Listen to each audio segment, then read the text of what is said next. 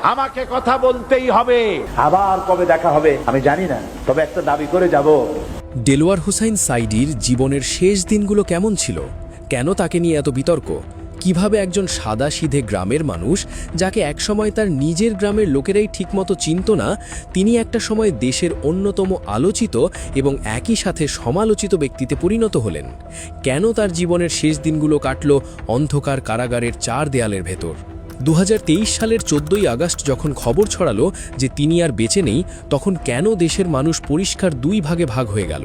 কেউ তার জন্য চোখের পানি ফেলল, আবার কেউ প্রকাশ করল স্বস্তি। আসলে কি ঘটেছিল দেলোয়ার হোসাইন সাঈদীর জীবনের শেষ দিনগুলোতে? তার মৃত্যুর পেছনের আসল ঘটনা কি? আর কেনই বা তার মৃত্যুর পর এতদিন পার হয়ে গেলেও বিতর্ক থামছে না? পিরোজপুর জেলার জিয়াননগরের ছোট্ট একটা গ্রাম, নাম সাউথখালী। এই গ্রামেই 1940 সালের 2 ফেব্রুয়ারি জন্ম নেন দেলোয়ার হোসাইন সাঈদী। বাবা ইউসুফ সিকদার এবং মা গুলনাহার বেগম। গ্রামের মানুষ তার বাবাকে একজন সাধারণ আলেম হিসেবেই চিনত। এলাকার প্রবীণ মানুষদের মতে জন্মের পর তিনি এলাকায় দেলোয়ার সিকদার নামেই বেশি পরিচিত ছিলেন। কিন্তু অবাক করা বিষয় হলো, সেই সাউথখালী গ্রামের নাম এখন মানুষের মুখে মুখে বদলে গিয়ে হয়ে গেছে সাঈদখালী। বালিপাড়া ইউনিয়নের এই গ্রামটির নাম একজন মানুষের নামের প্রভাবে কিভাবে বদলে গেল তা নিয়ে আজও অনেকেই বিস্মিত হন। স্থানীয় বয়োজ্যেষ্ঠদের অনেকেই বলেন, সাউথখালী নাম থেকেই হয়তো তিনি নিজের নামের সাথে সাঈদী উপাধি জুড়ে নিয়েছিলেন। যদিও তার পরিবারের দাবি সম্পূর্ণ ভিন্ন। তার ছেলে মাসুদ সাঈদীর ভাষ্য অনুযায়ী সিকদার তাদের কোনো পারিবারিক উপাধি ছিল না, বরং সাঈদীটাই তাদের আসল বংশগত উপাধি। গ্রামের মক্তবে প্রাথমিক পড়ালেখা শেষ করার পর তিনি ছারসিনা এবং খুলনার আলিয়া মাদ্রাসায় পড়াশোনা করেন। পড়ালেখা শেষ করার পর তার কর্মজীবন নিয়ে বেশ কিছু ভিন্নমত রয়েছে। স্থানীয়দের মতে তিনি একসময় গ্রামের কাছে পাড়ের হাটে ভাইরা ভাইয়ের সাথে মিলে মুদি দোকানের ব্যবসাও করেছিলেন। সেই সময় তিনি অত্যন্ত সাধারণ জীবনযাপন করতেন, যদিও তার ছেলে এই তথ্য সঠিক নয় বলে দাবি করেন। পরিবারের মতে তিনি কখনোই পাড়ের হাটে ব্যবসা করেননি, বরং তিনি খুলনায় ব্যবসা করতেন এবং লেখালেখির সাথে যুক্ত ছিলেন। ছাত্রজীবনের পর থেকেই নাকি তার লেখালেখির শুরু। 80 দশকের শুরুর দিকে তিনি সারা দেশের বিভিন্ন প্রান্তে ওয়াজ মাহফিল বা ধর্মীয় সমাবেশে বক্তব্য দেওয়া শুরু করেন। তার কথা বলার ধরন ছিল অত্যন্ত আকর্ষণীয়। এই ওয়াজ মাহফিলগুলোই তাকে রাতারাতি দেশ জুড়ে পরিচিতি এনে দেয়। চট্টগ্রামের বিখ্যাত তাফসির মাহফিল তিনি শুরু করেছিলেন, যা টানা 38 বছর ধরে চলেছে। খুব অল্প সময়ের মধ্যেই তিনি ধর্মীয় বক্তা হিসেবে বিশাল এক অনুসারী গোষ্ঠী তৈরি করতে সক্ষম হন।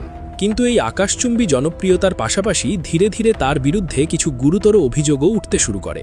অনেকেই বলতে শুরু করেন তিনি ধর্মীয় সমাবেশের আড়ালে আসলে জামায়াতে ইসলামীর হয়ে রাজনৈতিক প্রচার চালাচ্ছেন। 1979 সালে তিনি আনুষ্ঠানিকভাবে জামায়াতে ইসলামীতে যোগ দেন।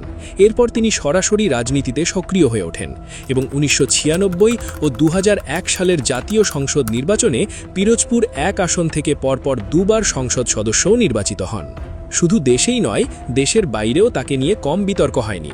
পশ্চিমা দেশগুলোতে তার চরমপন্থী মতবাদের কারণে 2004 সালে মার্কিন যুক্তরাষ্ট্র তাকে নো ফ্লাই তালিকায় যুক্ত করে, যার মানে হলো তিনি কোনোভাবেই যুক্তরাষ্ট্রের মাটিতে পা রাখতে পারবেন না। এরপর 2006 সালে যুক্তরাজ্যে যাওয়ার পর সেখানেও তার বক্তব্য নিয়ে তীব্র বিতর্ক ওঠে। হিন্দু ও আহমদিয়া সম্প্রদায়ের বিরুদ্ধে বিদ্বেষ প্রচারের অভিযোগে যুক্তরাজ্যের স্বরাষ্ট্র মন্ত্রণালয়কে তার ভিসা বাতিলের অনুরোধ পর্যন্ত করেছিল ব্রিটিশ গণমাধ্যম। তবে তার জীবনের সবচেয়ে বড় এবং বিতর্কিত অধ্যায়টি শুরু হয় বাংলাদেশের স্বাধীনতা যুদ্ধের ঘটনাগুলোকে কেন্দ্র করে। 1971 সালে যখন দেশে মুক্তিযুদ্ধ চলছিল, তখন তার বয়স ছিল 30 বছর। আন্তর্জাতিক অপরাধ ট্রাইব্যুনালের মতে সে সময় তিনি পাকিস্তানি বাহিনীকে সক্রিয়ভাবে সাহায্য করেছিলেন। অভিযোগ ওঠে যে তিনি পিরোজপুরের রাজাকার বাহিনীর সদস্য হিসেবে হত্যা, লুণ্ঠন, অগ্নিসংযোগ, শ্লীলতাহানি এবং জোর করে ধর্মান্তরিত করার মতো মানবতা বিরোধী অপরাধের সাথে সরাসরি জড়িত ছিলেন। স্থানীয় পর্যায়ে তিনি নাকি সে সময় দেইলা রাজাকার নামেই পরিচিত ছিলেন। কিন্তু সাঈদীর আইনজীবীরা আদালতে দাবি করেন 1971 সালের সেই কুখ্যাত দেইলা রাজাকার এবং দেলোয়ার হোসাইন সাঈদী এক ব্যক্তি নন। আসল দেইলা রাজাকারকে নাকি মুক্তিযুদ্ধের পরপরই মুক্তিযোদ্ধারা আটক করেছিল, তখনই নাকি প্রাণ হারায় সে। দেলোয়ার হোসাইন সাঈদীর ছেলে মাসুদ সাঈদীর ভাষ্য অনুযায়ী 1971 সালে সাঈদী পিরোজপুরেই ছিলেন না। তিনি 1969 সাল থেকেই পরিবার নিয়ে যশোরে বসবাস করতেন। 2009 সালে আওয়ামী লীগ ক্ষমতায় আসার পর যুদ্ধাপরাধীদের বিচারের প্রক্রিয়া শুরু হয়। 2010 সালের 29 জুন ধর্মীয় অনুভূতিতে হানার অভিযোগে সাইদিকে প্রথমবারের মতো গ্রেপ্তার করা হয়। এরপর 2011 সালে তার বিরুদ্ধে মানবতা বিরোধী অপরাধের একটি সুনির্দিষ্ট অভিযোগ আনা হয়। দীর্ঘ বিচার প্রক্রিয়া শেষে 2013 সালের 28 ফেব্রুয়ারি আন্তর্জাতিক অপরাধ ট্রাইব্যুনাল তাকে 8টি অপরাধে দোষী সাব্যস্ত করে এবং এর মধ্যে 2টিতে তাকে সর্বোচ্চ শাস্তি প্রাণদণ্ডের আদেশ দেয়। এই রায়ের পর পুরো দেশ যেন জ্বলে ওঠে। তার অনুসারীরা দেশের বিভিন্ন স্থানে ব্যাপক বিক্ষোভ শুরু করে। আন্তর্জাতিক মানবাধিকার সংস্থা অ্যামনেস্টি ইন্টারন্যাশনাল এবং হিউম্যান রাইটস ওয়াচ এই বিচার প্রক্রিয়ার সমালোচনা করে এবং একে রাজনৈতিক উদ্দেশ্য প্রণোদিত বলে দাবি করে। পরবর্তীতে 2014 সালের 17 সেপ্টেম্বর আপিল বিভাগ তার প্রাণদণ্ড কমিয়ে আজীবন কারাদণ্ডের রায় ঘোষণা করে। এবার আসা যাক মূল বিষয়ে। কেমন কাটছিল তার জীবনের শেষ দিনগুলো?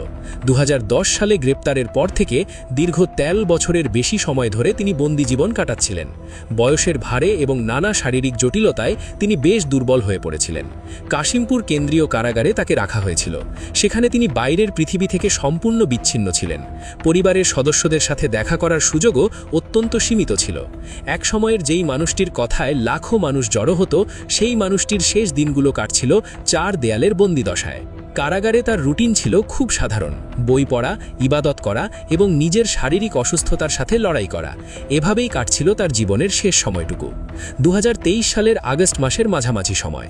দিনটি ছিল 13ই আগস্ট, রবিবার। কাশিমপুর কারাগারে হঠাৎ করেই তিনি বুকে প্রচণ্ড ব্যথা অনুভব করেন।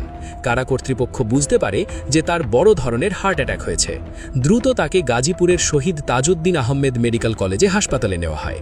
কিন্তু সেখানে তার শারীরিক অবস্থার কোনো উন্নতি না হওয়ায় চিকিৎসকদের পরামর্শে তাকে উন্নত চিকিৎসার জন্য দ্রুত ঢাকার বঙ্গবন্ধু শেখ মুজিব মেডিকেল বিশ্ববিদ্যালয়ে স্থানান্তর করা হয়।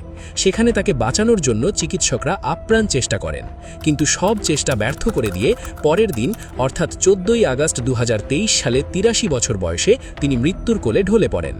তার মৃত্যুর খবর ছড়িয়ে পড়ার সাথে সাথে ঢাকা শহর এবং সারা দেশে এক থমথমে পরিস্থিতি তৈরি হয়। হাসপাতাল এলাকায় কড়া নিরাপত্তা ব্যবস্থা নেওয়া হয়। তার দেহ পরিবারের কাছে হস্তান্তর এবং জানাজা নিয়ে তৈরি হয় নতুন জটিলতা। শেষ পর্যন্ত 15ই আগস্ট পিরোজপুরে তার নিজের প্রতিষ্ঠিত সাইদি ফাউন্ডেশনের পারিবারিক কবরস্থানে কড়া নিরাপত্তার মধ্য দিয়ে তাকে দাফন করা হয়। তবে তার মৃত্যু নিয়ে বিতর্ক এখানেই থেমে থাকেনি। তার পরিবারের পক্ষ থেকে, বিশেষ করে তার ছেলে মাসুদ সাইদি, পরবর্তীতে 2024 সালের অক্টোবর মাসে প্রকাশ্যে দাবি করেন যে তার বাবাকে আসলে সুস্থ অবস্থায় কারাগার থেকে এনে পরিকল্পিতভাবে হত্যা করেছে হাসিনা সরকার। এই অভিযোগ সাইদির মৃত্যুকে ঘিরে তৈরি হওয়া রহস্যকে আরও বাড়িয়ে দেয়। দেলোয়ার হোসাইন সাইদি এমন একজন ব্যক্তি যাকে নিয়ে দেশের মানুষের দৃষ্টিভঙ্গি সবসময়ই একেবারে দুই মেরুতে অবস্থান করেছে।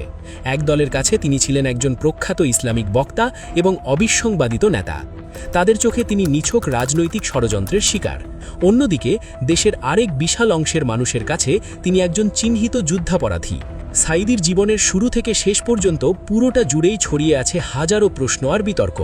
গ্রামের সাধারণ পরিবেশ থেকে উঠে এসে সংসদের সদস্য হওয়া, দেশ বিদেশে খ্যাতি অর্জন করা, আবার শেষ জীবনে এসে এক যুগেরও বেশি সময় জেলের অন্ধকার প্রকোষ্ঠে কাটানো, এমন নাটকীয় জীবন খুব কম মানুষেরই দেখা যায়। দেশের রাজনৈতিক ইতিহাসে দেলোয়ার হোসাইন সাইদি এক অমীমাংসিত বিতর্কের নাম। দেলোয়ার হোসাইন সাইদিকে নিয়ে আপনাদের কি মতামত?